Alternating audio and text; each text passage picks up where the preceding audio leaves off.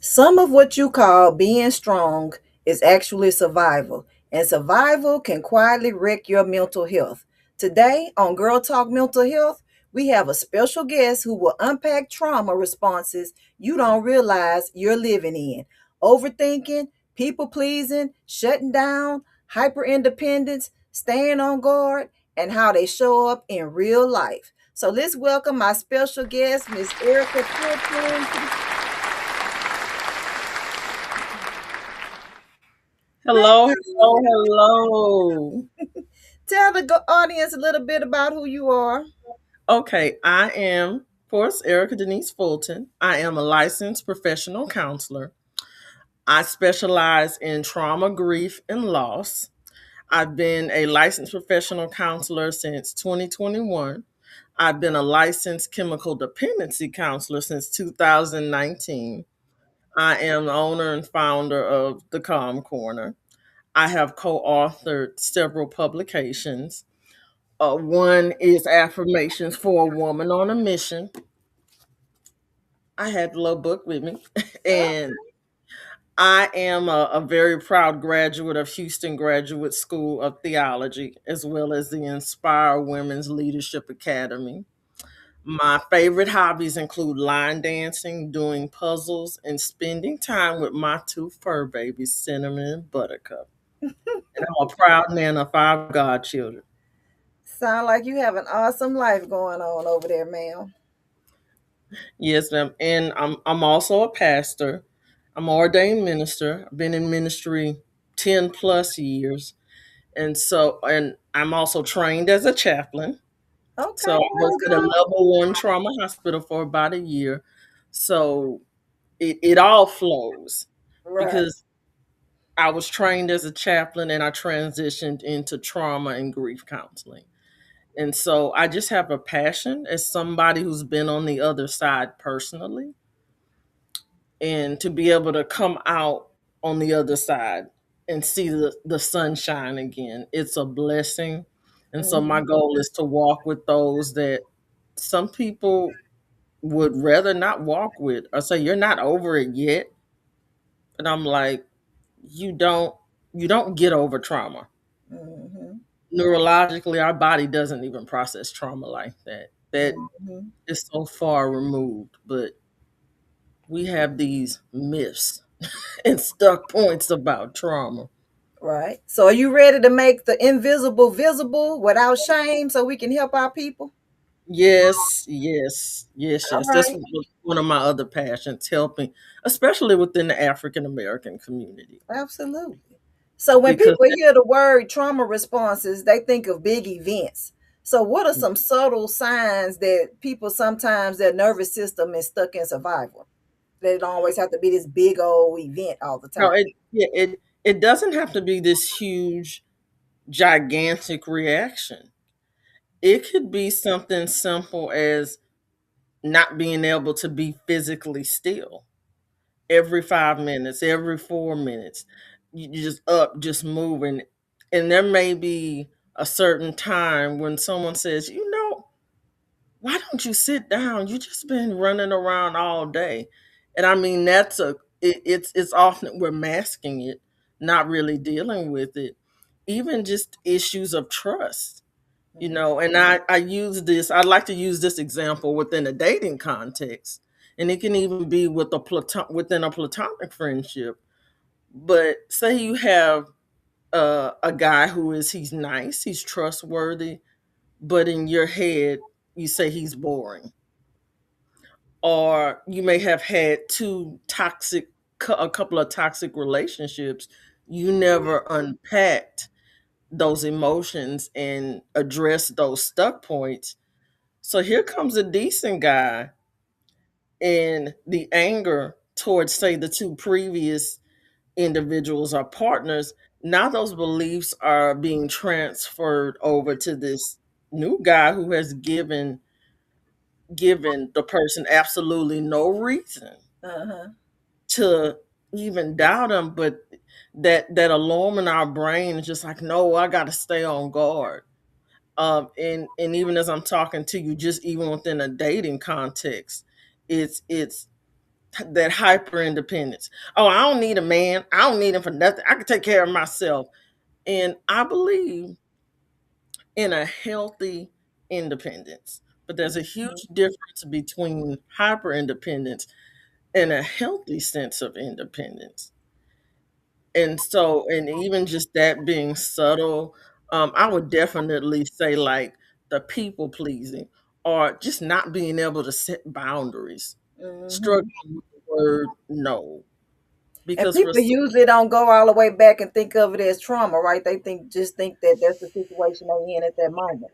When it's yes, actually some traumatic event that has them on that hyper independence or on a high level of safeguard and trying to, protect themselves.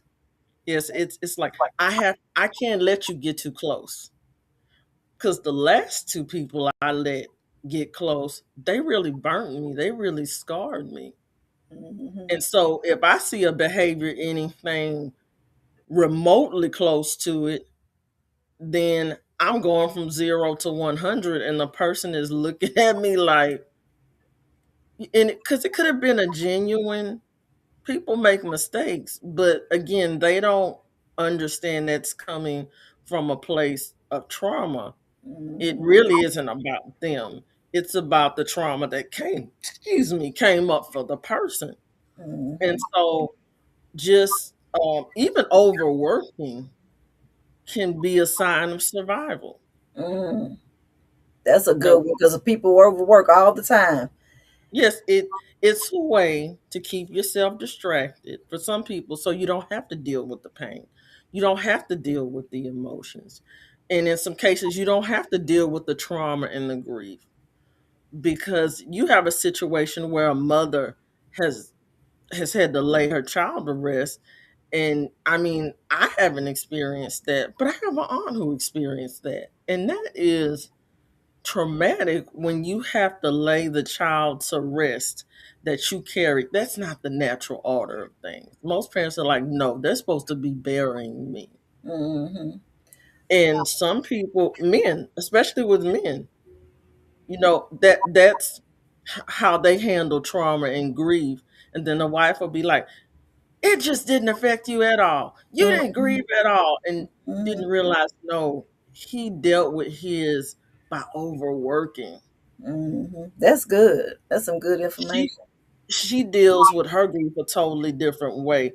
So there's a disconnect in communication and a failure to understand each other's way of grieving. Hmm. And That's so good. oftentimes it could pull the whole marriage apart.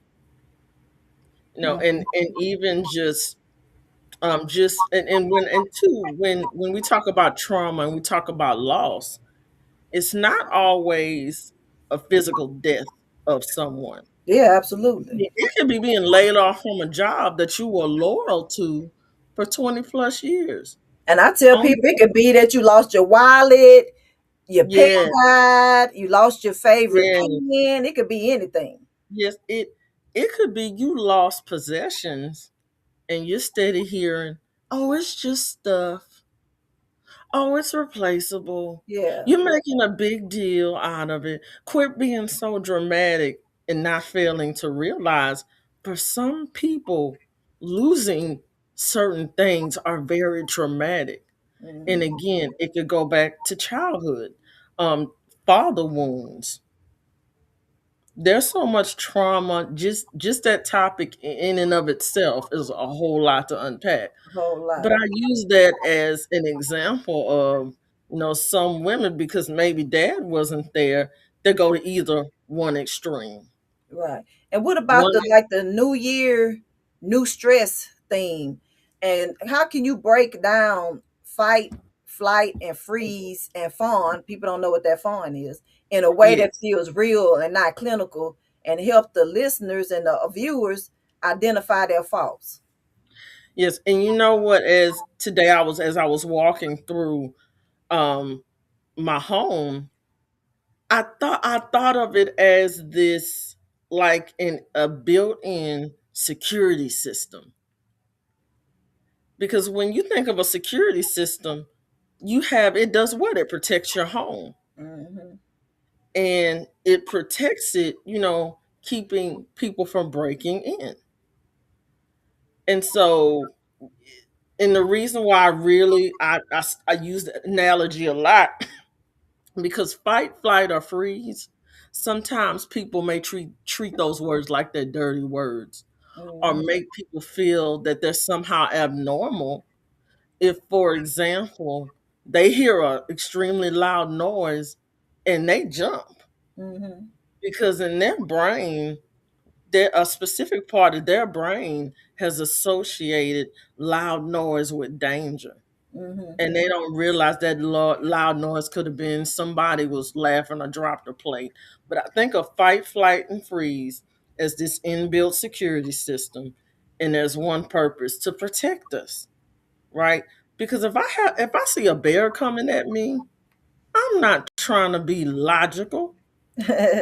So that part of my brain is gonna that amygdala is what it is. And that's the alarm. That alarm's gonna come on and say, Erica, you better run if you want to stay alive. Well, let's say I can't run, which is flight. I can't run away. Then it may say, go hide under the bush. Well, there may not be a bush. It may say play dead, which there was actually it's a show I would watch sometimes, and it was about a horrific crime, but one of the kids survived because in that instant, what came to her was play dead, Mhm. and she literally played dead. Mhm. And in that moment, her fight flight was kicking in, and it was doing what it needed to do in that moment to keep her alive. So the fight, flight, or freeze, that is a necessary built-in security system that our body has to have so that when we are in real danger, not perceived real, because there's a difference between actual danger and perceived danger. Meaning, this is an actual bear coming at me versus wait a minute, this isn't a bear. This is a reminder of the attack, but it's not the bear. But because that part of my brain, that alarm, it's emotional. It has no sense of logic. So it's going to react to the trauma and any reminder of the trauma. It doesn't know how to distinguish and differentiate. So that's where challenging the thought literally helps that logical and emotional side of your brain to be able to talk to each other and say, hey, calm down, calm down. You So what can what about the other element called fawn? Like Dawn, respond. Now fawn, that, FWN?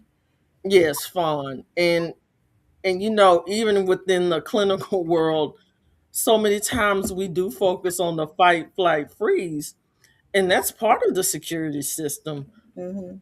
But many times I don't think we go in depth with the other response, which is fawn. Mhm. And it can look like feigning. It can mimic it, but that's another protective mechanism that the body goes into. If I can't run away, if I can't fight, meaning, let's say somebody has me tied, and I don't like to use this example, rape victims. When you can't get away, you got a 220-pound person on top of you. So what is your body gonna do? It's gonna go numb because it can't take the totality of all that emotional Mhm. energy because that's a lot. And it could Um, come out in responses like people pleasing, yes, it surely can. so that you can Uh, avoid the conflict. so avoid the conflict, or I don't want to make them angry. Mhm. And you say to somebody, "Well, why didn't you say X, Y, and Z? Or Mhm. why didn't you speak up?" And it's like, I just didn't want to make any waves. No, no, they go back in their head and they may say, well, in childhood, when I made daddy mad, this Right. is what happened. Absolutely. So therefore, if I just keep people happy, even if it means on the inside I'm in turmoil, even if the chaos is killing me. And there's a song that I really love called "Peace Over Everything," and in the beginning of the song, she describes that, actually, not that I just really sit and think on it. She describes that trauma response where she was just pleasing everyone to the detriment of her own physical health. Mm-hmm. So she caught a revelation and said, no, wait a minute, there's something going on with this response, or the need to be perfect. I got to be perfect. I can't make a mistake. It's always got to be an A. It can't be a B. You may have had a parent who said, oh, yeah, that's nice. You got a B, but yeah, you did really good, but everything is a but. And that can affect a child in adulthood, where it's like they give themselves no room to grow because Mm-hmm. everything has got to be perfect. Right. Well, Erica, God this is a forbid. good spot. Let's take a commercial break real quick. And while we on the break, I want the audience to think about, why do I feel exhausted even when nothing is wrong? In which we was talking about those subtle, Yeah, responses, the whatever. subtle signs. So y'all think about that while we on the commercial break and drop it in the comments so that me or Erica can look at it. And then we'll be right back in less than a minute after this quick commercial break with more of Girl Talk Mental Health with our special guest, Erica Fulton. Welcome to the Girl Talk Mental Health. Girl Talk Mental Health dares to go where others won't. We unpack Yes, the hard truths about mental I'm so health, excited. It's a much needed dissect trending topics, topic, and and challenge the stereotypes and stigmas holding us back. From navigating the 6 dimensions of wellness to redefining social norms, this is more than a discussion. It's a revolution in how we care for our minds and souls. Ready for bold, honest conversations that spark change? Let's dive in. It's time for real talk with real impact.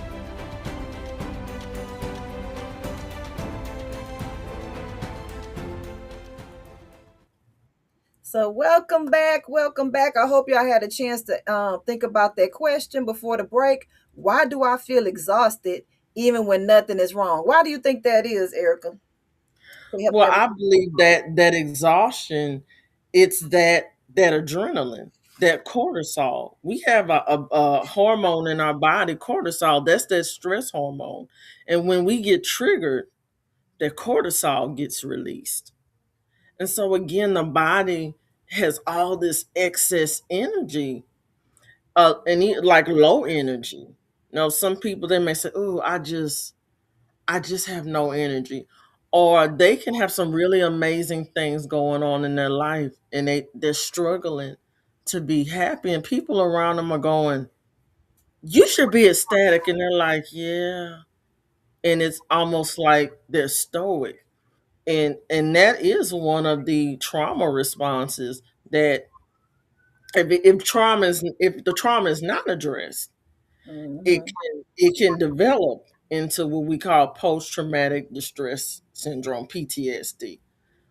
The trauma response in and of itself is not that, but if it's not addressed, or even with medications, you have to be very careful. Now, I had looked at a training, and I learned something new that I didn't know, that if a client is prescribed medication too soon after trauma, it can interfere with them, with their ability to process it, What? and that can also lead to PTSD.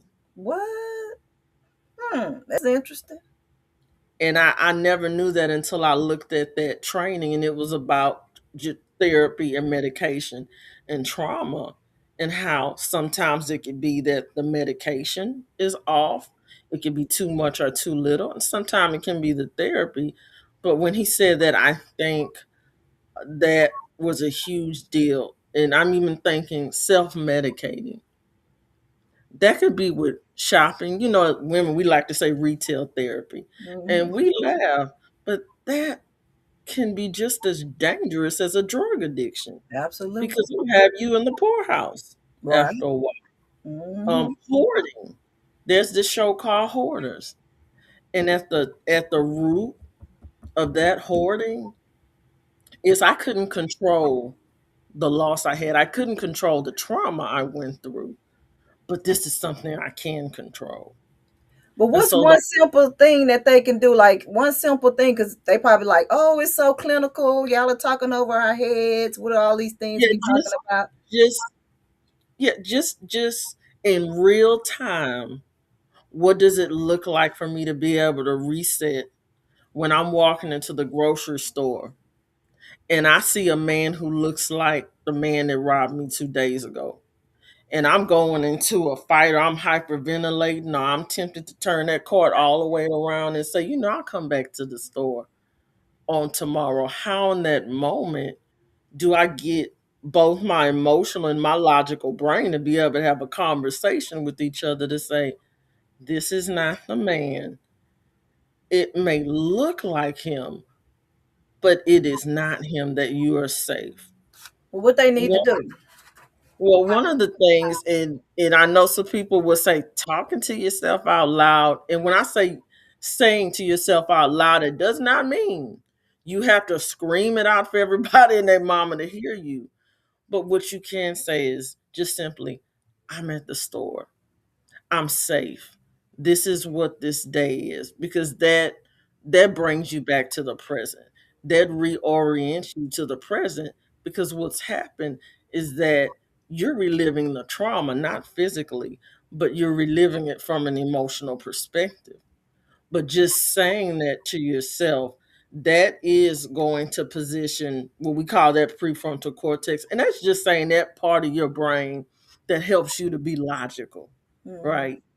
And we need our emotions. Our emotions are important. I believe God hardwired us with emotions for a purpose. We're not robots. Absolutely, Yeah, absolutely. we feel. Feeling isn't the issue. It's when we avoid it or we camp out in it. Mm-hmm. For some people, a trauma response can be camping out in it. But back to that question, reorienting yourself to the present, because when that trigger happens, you're no longer in the present emotionally or even psychologically. 'Cause I would hear people say it felt like it happened to me all over again. And I'll say, well, it did happen on an emotional level. It didn't happen to you uh, figuratively, but Mm-hmm. emotionally, let me validate for you that you, in fact, did relive it on an emotional basis. And the response you just described to me doesn't make you crazy. That just means you're a human being. Right, And that feeling comes with emotions. some stuff, some emotions to unpack that's connected to that distressing event. And I think too that it's not a sign of weakness. It's not a lack of faith.